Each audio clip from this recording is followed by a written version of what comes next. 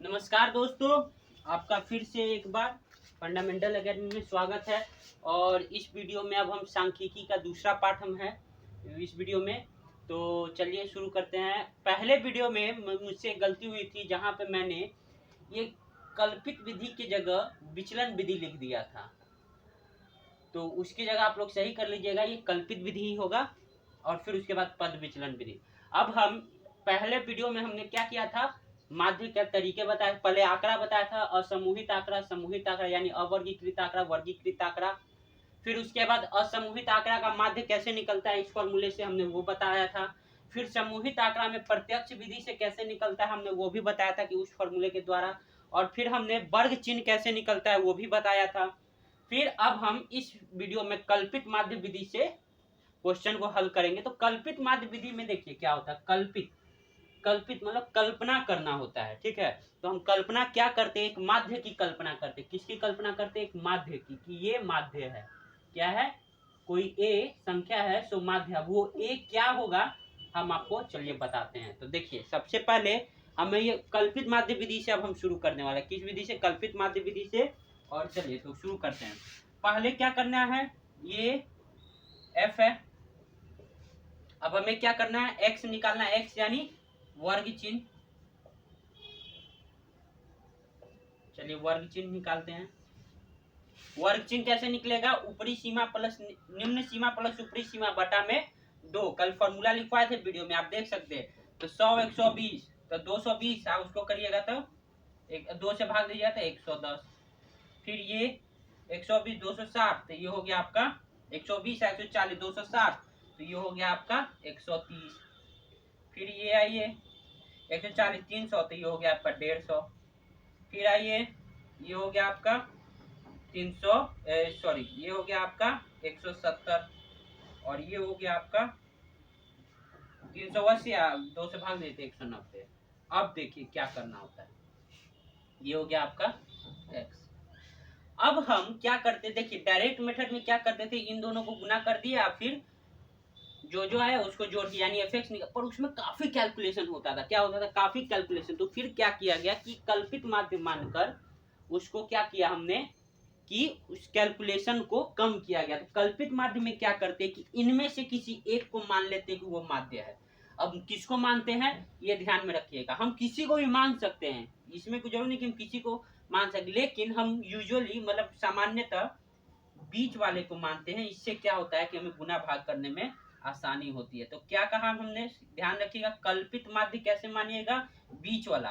अगर मान लीजिए 1 2 3 4 5 है तो ये तो विषम संख्या है, तो तीसरा नंबर आराम से ढूंढ लेंगे।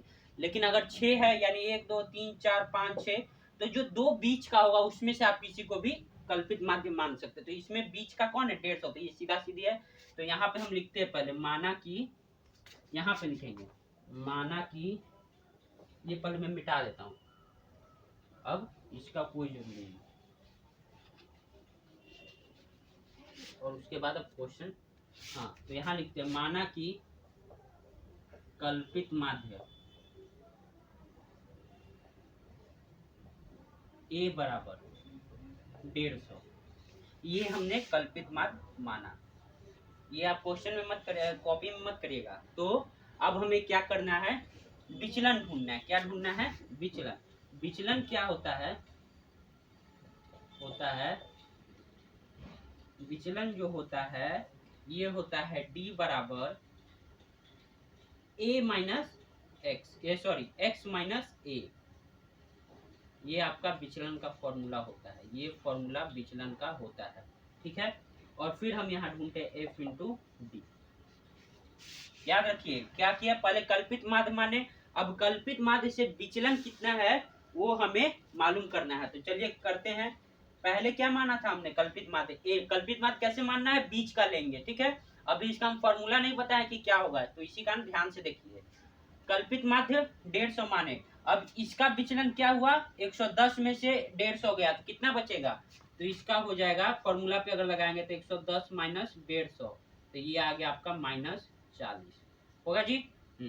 ये आइए 130 माइनस 150 तो ये हो गया आपका -20। अब देखिए ये हो गया 150 माइनस 150 तो ये हो गया 0। देखिए कैलकुलेशन कम हो रहा है, क्यों कम हो रहा है? क्योंकि अब तक 0 चला है, तो 0 को गुना करने, तो फिर हम कैलकुलेशन नहीं लेते। अब यहाँ आइए 170 x, इसका 170 और माइनस ए कितना माने हैं 150, तो ये हो गया 20 और ये फिर 190 माइनस 150, ये कितना हो गया आपका? ये हो गया आपका 40। समझ में आ गया? अब हम क्या करते हैं, कल्पित माध्य से विचलन मान लिए।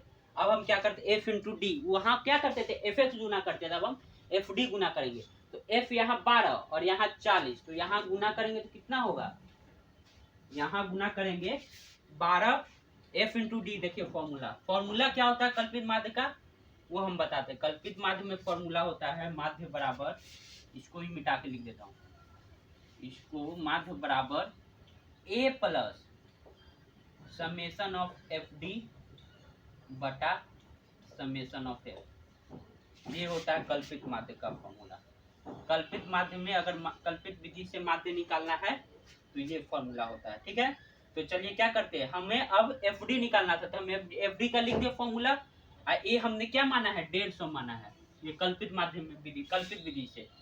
तो चलिए पहले गुना करते हैं, 12 और माइनस 40 कितना हो गया? 12 और माइनस 40 हो गया माइनस 480, ठीक है। अब क्या है 14 और 20, तो ये क्या हो गया माइनस 280, ठीक है। अब 8 0 0, ये माइनस करना होगा। अब देखिए 6 और 20 कितना हो गया 120, और ये क्या हो गया 10 और 40 कितना हो गया 400। समझ में आ रहा है कैसे किए? एफ डी निकाल दिए, 12 गुने माइनस डी, माइनस का साइन लेंगे तो 12 चौका 48 होता है, एक शून्य लगा माइनस 40, माइनस का साइन लगेगा। 14 दूना 280 और 0 हो गया 8 0 किए 0, 6 गुने 20 120 और 10 गुने 40 400। अब क्या करेंगे, समेशन निकालते हैं। ये माइनस यहाँ है, याद रखिए। पहले सबका क्या क्या समेशन निकालना है, एफ डी का और एफ का। तो पहले एफ का लगाते हैं समेशन, समेशन ऑफ एफ क्या हो जाएगा आपका, जोड़िए 6 14 20 अब 12 8 20 20 40 और 10 50, जोड़ लीजिए, जोड़िए 50 आएगा आपको। अब यहाँ भी हमें समेशन निकालना है,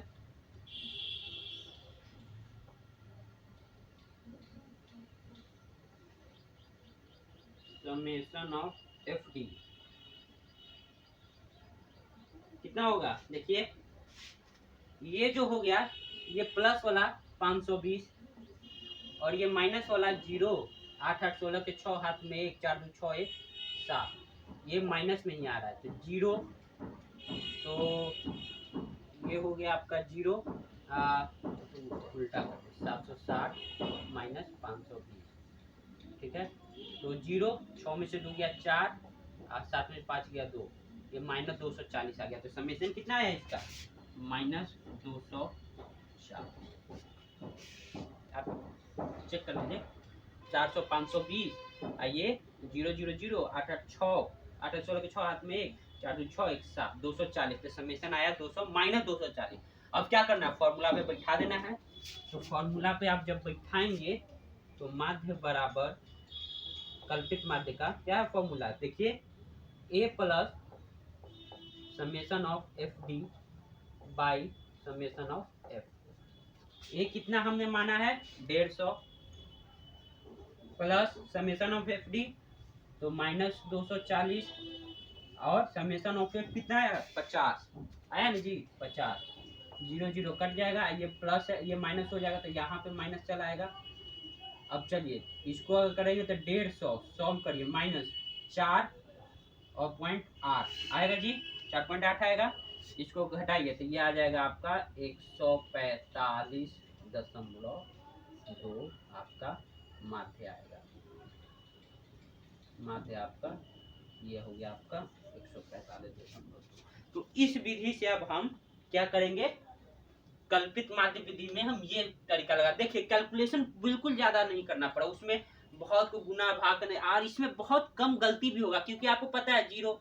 अब देखिए अगर हम विचलन विधि नहीं करते तो हमें 12 को 110 से गुना करना पड़ता है, कितना से 12 को 110 से, लेकिन उसके जगह हम 12 को मात्र 40 से गुना करते हैं माइनस 40 से।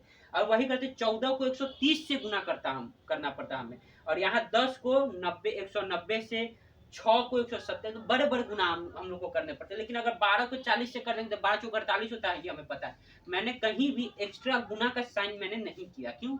क्योंकि इससे हमें बहुत आसानी पड़ा है। तो इसी कारण कहा जाता है कि कल्पित माध्यम में अब हम क्या करते हैं, कल्पित माध्यम से बनाने में हमें आसानी होती है, क्योंकि हमें गुना भाग नहीं करना पड़ता है। तो इस तरह से आप कल्पित माध्यम विधि के द्वारा भी क्वेश्चन सॉल्व कर सकते हैं। अब हम एक एग्जांपल लेंगे किसका, पद विचलन विधि का। तो चलिए लेते हैं।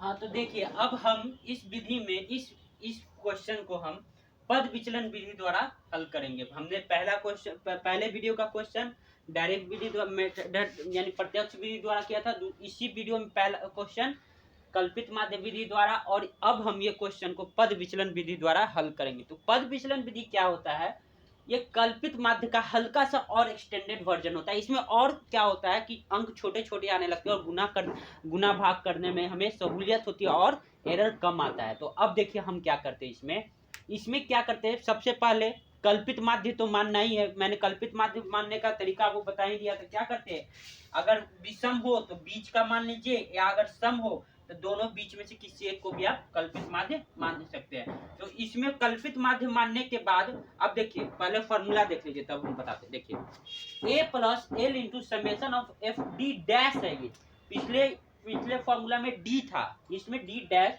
बटा समेशन ऑफ एफ। अब आप ये नहीं करिए कि एफ काट दीजिए, एफ कटता नहीं है। समेशन में पहले जुटना है तब कटना है, तो पहले इसको करना पड़ता है। यह नहीं कि एफ काट दिया समेशन ऑफ डी छोड़ दिया, ऐसे नहीं होता है, ये याद रखिएगा। नहीं तो बहुत सारे लड़कों ने किया है कि एफ काट दिया है उसके बाद गया। तो देखिए क्या करते हैं, पहले ए कल्पित माध्य मानना है। कल्पित माध्य कैसे मानना मैंने आपको बता दिया। फिर पद विचलन विधि में डी डैश कैसे निकालते, तो पद विचलन यानी डी माइनस करना होता है। अब रुकिए मैं आपको बता देता हूँ, वर्ग चिन्ह, यहाँ वर्ग चिन्ह होगा। चलिए यहाँ पे एक्स। अब देखिए पद विचलन, ये आपको पता ही है पिछले क्वेश्चन में कैसे निकाला था। क्या किया था, पद विचलन डी बराबर ए माइनस एक्स, ये था ना जी, सॉरी एक्स माइनस ए, हाँ एक्स माइनस ए, ये आपका पद विचलन था। ठीक है, अब हम क्या करते हैं, जो डी डैश है, डी डैश को निकालने के लिए डी बटा एल करते हैं। अब एल क्या होता है, वर्ग माप होता है। वर्ग माप का फॉर्मूला क्या होता है, वर्ग माप का फॉर्मूला होता है ऊपरी सीमा माइनस, वर्ग माप यहाँ पे मैं आपको लिखूं, ऊपरी सीमा माइनस निम्न सीमा, ये होता है आपका वर्ग माप। ठीक है, ऊपरी सीमा माइनस निम्न सीमा। तो क्या होता है, इससे हमें वर्ग माप मिल जाता है। अब देखिए ये वर्ग में हर एक का वर्ग माप देखिए कितना होगा। 68 में से 65 गया 3, 71 में से 68 गया 3, 74 में से 71 गया 3, 77 में से 74 गया 3 ही बचा, 80 में से 77 गया 3 ही बचा। तो वर्ग माप क्वेश्चन में हमेशा ही बराबर। अगर वर्ग माप सेम नहीं आ रहा है यानी वर्ग अंतराल गलती दिया हुआ है, या फिर आप घटाने में गलती कर रहे हैं। अगर आपको क्वेश्चन आता है बोर्ड में वर्ग माप अगर आपका गलत आ रहा है यानी सेम नहीं आ रहा, जैसे इसमें वर्ग माप कितना आएगा, तो आएगा एल बराबर 3। आप किसी को भी घटा लीजिए, 86 में से 30 है तो ये आ गया आपका 3। इस क्वेश्चन के लिए 3 है। ठीक है, अब हम क्या करते हैं, अब एक और कॉलम बनाना पड़ेगा एफ इंटू डी डैश का। तो ये हम छोटा सा कॉलम यहाँ पे बना देते हैं। ठीक है, ये एफ इंटू डी डैश। देखिए कॉलम का संख्या बढ़ गया, लेकिन आपको गुना जब आप करिए ना तब कहेगी सर ये तो बहुत हो गया। देखिए वर्ग चिन्ह सिंपल सा फॉर्मूला, ऊपरी सीमा प्लस निम्न सीमा बटा में 2, क्या होगा, ऊपरी सीमा प्लस निम्न सीमा बटा में 2। तो चलिए इसको जब करते हैं तो 68 और 65 कितना आता है, 8 5 3 हाथ में 1, 1 6 6 12 1 13। इसको जब 2 से भाग करेंगे तो 66 2 6 12 1 13 2 6 12 आइए 5, 66.5 आपका वर्ग चिन्ह आ रहा है। ये हो गया 66.5। कोई दिक्कत नहीं होगा, कोई दिक्कत नहीं होगा। फिर इसका आप करिएगा तो इसका आएगा 69.5। आप करके देख लीजिए, घटाइए। फिर इसको करिएगा तो ये आएगा आपको 72.5। फिर आप इसको करिएगा तो ये आएगा आपको 75.5। फिर आप इसको करिएगा तो ये आएगा आपको 78.5। फिर आप इसको करिएगा तो ये आएगा आपको 79, 80, 81.5। और इसको जब आप करिएगा इसका वर्ग, इस अंतराल का वर्ग चिन्ह निकालिएगा तो आएगा आपको 82, 83 और 78, 79, 80, 81। तो 82, 83, 84, 84.5। देखिए आप चेक कर लीजिए, इसको आप भाग दीजिए तो 84.5 ही आएगा, दोनों को जोड़ के भाग दीजिए। अब हमें क्या करना है, कल्पित माध्य पहले निकालना है, ए निकालना होगा। क्या कहा था कि पहले कल्पित माध्य का ही थोड़ा सा बढ़ा हुआ है, मतलब कि थोड़ा सा और करना है तो आपको करना पड़ेगा। तो कल्पित माध्य क्या कहा था हमने, बीच में का ढूंढ लीजिए, किसी एक्स में से किसी को ढूंढ लीजिए। कल्पित माध्य में किसको ढूंढ लीजिए, कितना है पहले गिनिए, क्या है वो, 1 2 3 4 5 6 7, विषम है, आरामी है, बीच वाला ढूंढ लेते तो हम इसको मान लेते। अगर 6 रहता, मान लीजिए ये नहीं है, तब आप इन दोनों में से किसी एक को ले सकते थे, लेकिन अभी है तो चलिए। तो 72.5, तो 75.5, तो यहाँ हमको कल्पित मान कितना गया, 75.5 आ गया। ठीक है, अब क्या करेंगे, घटाएंगे। तो चलिए घटाते हैं। 75.5 में से अब इसको 66.5 में से माइनस 75.5 कितना आएगा, करिए तो 5 5 0 और 75 में से 66 गया तो कितना आता है, 9, -9, याद रखिएगा -9। ठीक है, इसको आप करिएगा तो 69.5 माइनस 75.5, तो ये आपको कितना आ गया, -6। ठीक है, फिर आप करिए ये आप घटाइए 72.5 माइनस 75.5, फॉर्मूला से x ये और d a जो माने हैं तो वो आ गया आपका -3। और इसको करिएगा 75.5 माइनस 75.5, तो ये आ गया आपका 0। ये करिए 78.5 माइनस 75.5, ये आ गया आपको 3। ये 81.5 माइनस 75.5, तो ये आ गया आपको 6। और ये आ गया आपको, अगर 84.5 में से 75.5 घटाते हैं तो ये आ गया आपको 9। ये हम सीधा सीधे आपको दिखे इसलिए हम कर देते हैं, कॉपी में नहीं करना है, ऐसे ऐसे लाइन। अब हो गया। अब हमें क्या करना है, वर्ग, ये डी डैश निकालना है। डी डैश क्या होगा, डी बटा एल। डी हमें यहाँ से है और एल क्या है, वर्ग माप 3 आ गया। तो -9 को 3 से भाग देंगे तो कितना आएगा, -3। इसको करेंगे तो -2। ठीक है, इसको करेंगे तो -1, इसको करेंगे तो 0, और इसको करेंगे तो 1, इसको करेंगे तो 2, और इसको करेंगे तो 3। देखिए अब आपको एफ डी, अगर एफ डैश डी निकालना हो तो किससे गुना करना पड़ेगा आपको, देखिए तो 2 दुनिया 6 से मात्र गुना करना पड़ेगा, 4 दूना 8 से गुना करना पड़ेगा, मतलब उसमें 10 से करते थे, इसमें और हल्का हो गया गुना करना। तो आपका एरर जो होगा, बहुत कम चांस होगा कि आपको एरर आए। तो चलिए एफ डॉट डी डैश निकालते हैं। 2 -3 तो कितना हो गया, -6। 4 अब -2 तो -8। 3 अब -1 तो -3। 8 0 0 0। 7 और 1 7, 7 को 1 से गुना किया, 4 दूना 8 और 2 तिहाई 6। समेशन निकालना पड़ेगा ना जी, ये समेशन ऑफ एफ निकालिए, कितना आएगा देखिए तो 2 4 6 6 3 9 9 8 17 17 7 17 7 24 24 2 4 28 2 30 30 आ गया आपका। अब इसका भी समीशन निकालना पड़ेगा, summation of F D, F dot D dash. चलिए करते हैं, पहले माइनस वाला को एक साथ जोड़ लीजिए। तो 8 3 11 6 तो -17। ठीक है, 8 6 14 7 14 7 कितना होगा, 8 6 14 और 7 21, तो 21 11 21 4, यानी हमको समेशन ऑफ ये आया 4 आया। देखिए कितना हल्का सा आ गया हमको। ठीक है, आ गया ना जी। 8 6 14 3 17, 8 7 15, 6 21, घटाएं तो आ गया 4। अब हमको क्या करना पड़ेगा, फॉर्मूला में सिर्फ अब हमको पुट करना है। तो फॉर्मूला में पुट करें तो देखिए यहाँ पे फॉर्मूला में पुट करते हैं, माध्य बराबर कल्पित पद विचलन विधि का जो माध्य होगा, a plus L into summation of F D dash बटा समेशन ऑफ एफ। हो गया। ए हम कितना माने हैं, 75.5। प्लस एल कितना माने हैं 3, और summation of F D dash कितना आया है 4, और एफ कितना आया है देख लीजिए, एफ कितना आया है 3 हो गया। ये आप करिएगा तो ये आएगा 10 मरते कट गया, और ये कट गया आपको 0.4, तो ये आ गया आपका माध्य बराबर 75.5 प्लस 0.4, तो ये आ गया आपको 75.9, सिंपल सा 0.4। ये आपका आ गया आंसर माध्य का। तो इस विधि से यानी पद विचलन विधि में हम इतना काम करेंगे तब हमें आंसर आएगा। तो देखिए कैलकुलेशन करने में कहीं गलती होने का चांस ही नहीं है।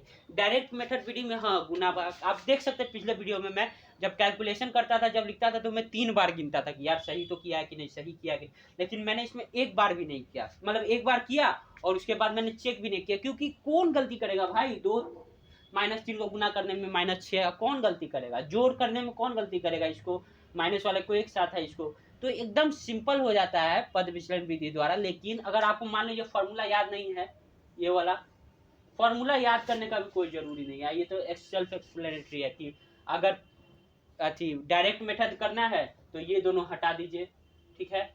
अब कल्पित माध्य से करना है तो ये हटा दीजिए, और पद विचलन विधि द्वारा तो पूरा है, बस यही है। तो इस तरह से हम अब माध्य का हम लोग क्या करेंगे, समाप्त करेंगे, माध्य मतलब खत्म हो चुका है।